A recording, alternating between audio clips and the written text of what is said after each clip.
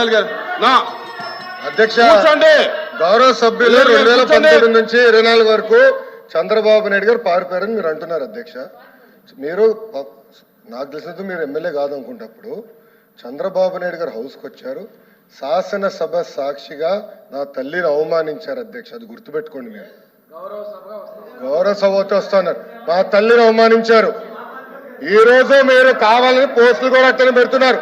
మా తల్లిని అవమానించారు. ఆ రోజు మీకు గుర్తురాదా? ఎన్ని ఎక్కడ అవమానించలేదు సార్, ఎక్కడ అవమానించలేదు. మీరు ఎట్లా మాట్లాడారో. మీరు ఉన్నారా హౌస్ లో?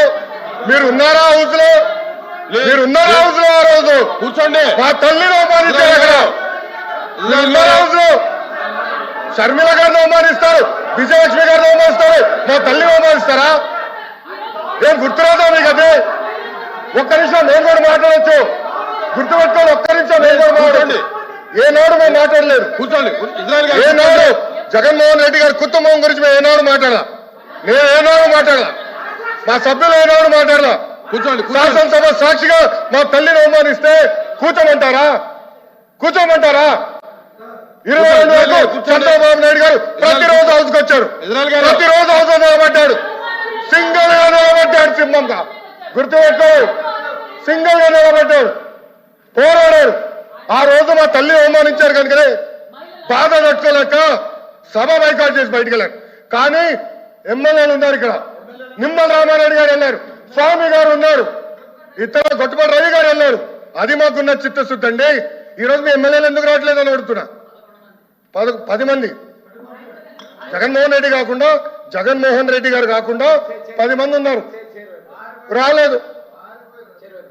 మా తల్లిని అవమానిస్తే ఏంటి కూర్చోమంటారు? ఇంకా మాట్లాడతాం మేము?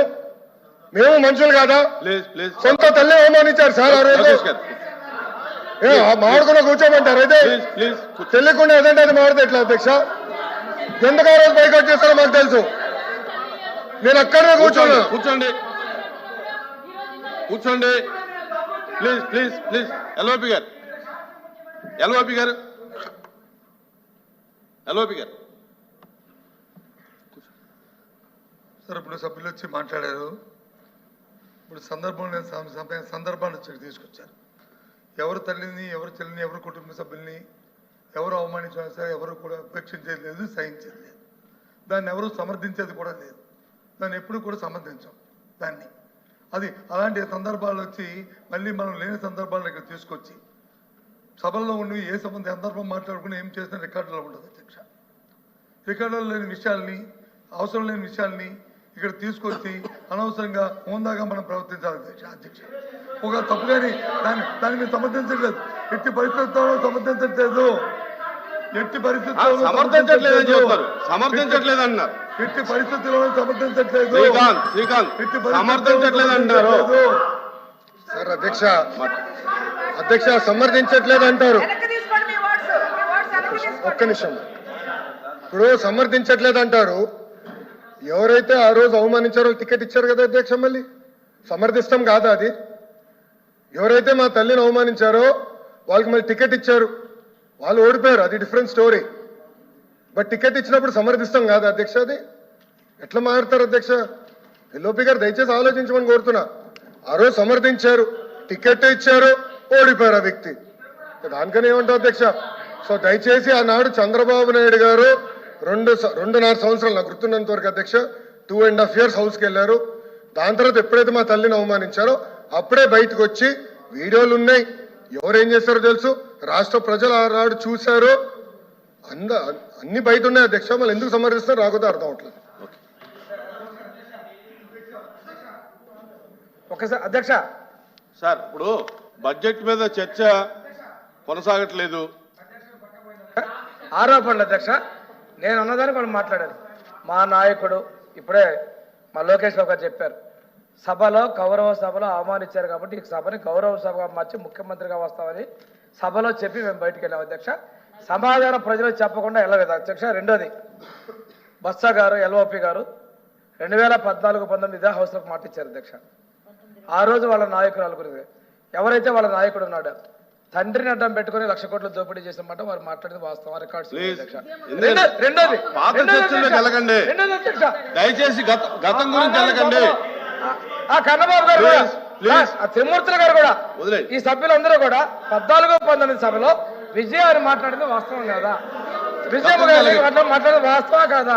అదే విధంగా ఈ రోజు షర్మిల గారిని, సునీత గారిని, విజయలక్ష్మి గారిని మీరు సోషల్ మీడియాలో అవమానించే వాస్తవం కాదా? ఈ రోజున ఇదే సభలో రికార్డ్స్ ఉన్నాయి అధ్యక్ష. మేము ఎవరైతే మహిళలను కించపరిచారో ఆ సభ గురించి మాట్లాడాం, కానీ ఈ రోజు మీరు ఎందుకు సభకు రాలేదు? Please. మీ నాయకుడు ఎందుకు సభకు రాలేదు? నేను అడుగుతున్నా.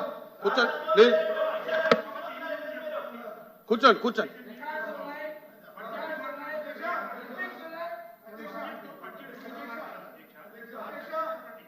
కూర్చోండి, మీరు కూర్చోండి. ఆయన మాట్లాడుతున్నారు కదా, కూర్చోండి. సభని సాంప్రదాయంగా జరుపుకోవాలనేది మా తాలూకా భావన. మేము ప్రజల తరఫున సమస్యను ఇక్కడ ప్రతిబింబించి దాని ప్రభుత్వం ద్వారా సమాధానం రాబట్టడం అనేది మా బాధ్యత. ఆ బాధ్యత గుర్తరిగి మేము చేస్తున్నాం. ఇందాక లోకేష్ గారు మంత్రి గారు మాట్లాడిన దానికి ఎట్టి పరిస్థితులకు సంబంధించే సమస్య లేదు అని తీవ్రంగా చెప్తున్నాం. అయినప్పటికీ కూడా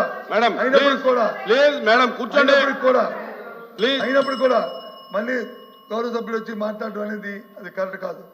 రికార్డు తీయండి, డిబేట్ పెట్టండి, మాకు అభ్యంతరం కాదు. అప్పుడు ఎవరి దగ్గర ఏ విషయాల్లో ఏమైతే అంశాల్లో మాట్లాడుకుందాం. మీరు నోటీస్ ఇవ్వండి, మేము నోటీస్ ఇస్తాం, ఇవ్వండి, తప్పులేదు. కానీ లేని సమస్యని, అవసరం లేని సమస్యల్ని, మన గౌరవాన్ని మనం కాపాడుకొని మన గౌరవాలు తగ్గించుకునేటట్లు ఈ అవసరం మాత్రం ప్రవర్తించాలని కోరుతున్నాను. జరిగిపోయింది. ఎల్ఓపి గారు కూర్చోండి. ఎల్ఓపి గారు కూర్చోండి. ఎల్ఓపి గారు కూర్చోండి. అమ్మా క్లోజ్ చేయండి, మీరు క్లోజ్ చేయండి. స్టార్ట్ చేసిన దగ్గర నుంచి కూడా డిస్టర్బ్ చేస్తూనే ఉన్నారు అధ్యక్ష. 5 నిమిషాలు ఇస్తే నేను క్లోజ్ చేస్తాను అధ్యక్ష. అధ్యక్ష, ఇప్పుడు మన రాష్ట్రంలో తీసుకుంటే రైతులు 53.53 లక్షల మంది ఉన్నారు అధ్యక్ష. దానికి కూటమి ప్రభుత్వం ఎన్నికల టైంలో మేనిఫెస్టోలో ఒక్కొక్కరికి 20,000 రూపాయలు పెట్టుబడి సాయం ఇస్తామన్నారు అధ్యక్ష. అలా ఇస్తే 10,706 కోట్లు కావాలి అధ్యక్ష. కానీ వ్యవసాయ శాఖ మంత్రి గారు ప్రసంగంలో 4,500 కోట్లు ఇస్తామని చెప్పారు, కానీ బడ్జెట్ కేటాయింపుల్లో మాత్రం 1000 కోట్లు కేటాయించారు అధ్యక్ష. ఈ 1000 కోట్లతో ఈ పథకం ఎలా అమలు చేస్తారో చెప్పండి అధ్యక్ష. రైతులని ఎంత దారుణంగా దగా చేయడం సమంజసమేనా అని అడుగుతున్నాను అధ్యక్ష. అలాగే తీసుకుంటే అధ్యక్ష, ఈ బడ్జెట్ లో కొన్ని అసత్యాలు, అర్ధ సత్యాలు కూడా చెప్పడం జరిగింది అధ్యక్ష మంత్రి గారు. రాజకీయ ఇలాంటి అధ్యక్ష దురుద్దేశంతో ఇలాంటి అసత్యాలు, అర్ధ సత్యాలు చెప్పడంతో రాష్ట్రం బ్రాండ్ దెబ్బతింటుంది అధ్యక్ష. ఈ తప్పులు ఖచ్చితంగా సరిచేయాల్సిన అవసరం ఉంది అధ్యక్ష.